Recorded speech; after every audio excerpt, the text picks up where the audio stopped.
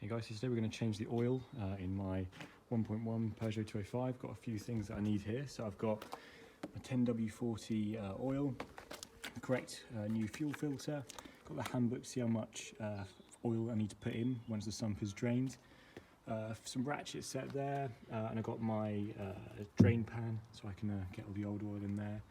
And I've also got an old screwdriver and a hammer just in case I have a little bit of difficulty getting the oil filter off afterward. But the first thing to do obviously is get this car out, reversed around, so we can get to work under the engine.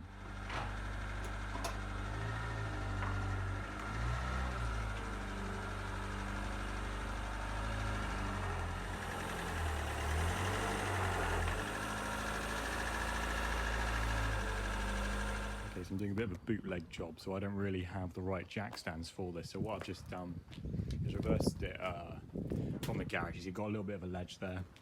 That's enough space for me to get under the vehicle. I'm not too large. So we're going to have a look and have a look at this drain plug, see how easy it is to get out. Okay, so this just here is our oil sump. And if you come around here, there's our drain plug. Unfortunately, I don't really have the right socket to get in that square there, so I'm just going to use on it an adjustable wrench and see how that goes.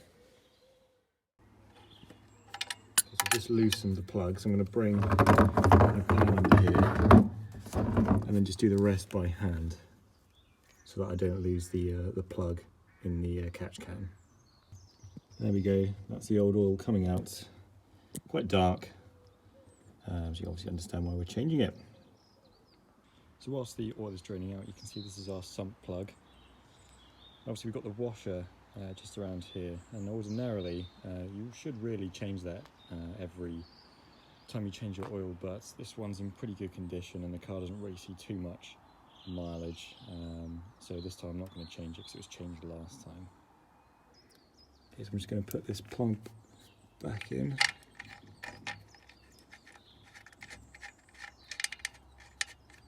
And I'll finish the rest off with the wrench. It's just good to wipe the sump off just around the edges so that then you can see in the future if there's been any leaks and maybe you do need to change that O-ring. Okay, so I'm just going to give it one last twist. There we go. So I don't want it to be too tight, otherwise I might find it difficult to get off in the future, but also you don't want it too loose as to avoid leaks. Okay, so our next job is to find the oil filter. There we go. It's right at the front of the car, just under the radiator. So you're just going to have to bring your oil drain tank back over here, and then we'll twist that off. Should only be done by hand, but you may need like a tool to fit around it. You can get grips that help pull it off. If not, you can just tap a screwdriver through here with a hammer. That'll give you a little bit of extra leverage, but we only did this one up by hand last time, so it should come off again by hand. Okay, so as you can see, I had a little bit of a fight with my oil filters. I'm really tight despite doing it up by hand last time. We've got, obviously, I drove a screwdriver through it just to get a bit of leverage on it, and then it came right off.